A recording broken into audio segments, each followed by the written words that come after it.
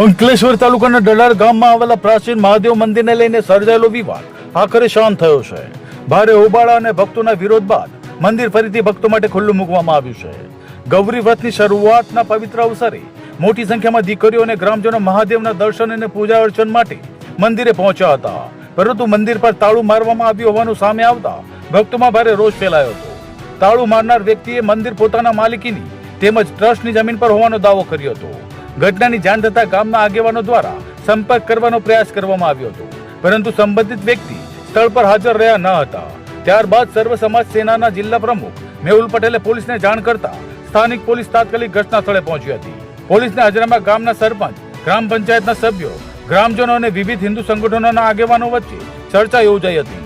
ચર્ચા બાદ સર્વસંમતિથી મંદિરનું તાળું તોડી ભક્તો માટે મંદિર ખુલ્લું મૂકવાનો નિર્ણય લેવાયો હતો. ત્યારબાદ ગૌરી વ્રત નિમિત્તે દીકરોએ ભગવાન મહાદેવના દર્શન કરી વિધિવત પૂજા અર્ચના કરી હતી.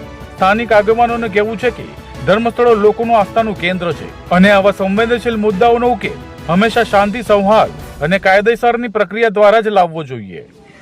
અમે દસાલ ગામના સાગબારા ફાટકથી મહાદેવના મંદિરથી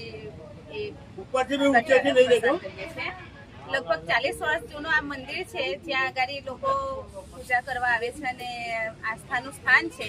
વારંવાર રજૂઆત કરવા છતાં એ લોકો તારું લગાવીને જતા રહે છે, તો લોકો પૂજા કરવા જાય ક્યાં? અહીંયા આગળ આખા ગામમાં એક જ મહાદેવનું મંદિર છે, લોકો પૂજા કરવા માટે અહીંયા જ આવે છે અને વારંવાર કહેવા છતાં, રજૂઆત કરવા છતાં એ લોકો કોઈ આંખ આડા કાન કરતા નથી અને તારું લગાવીને જતા રહે છે.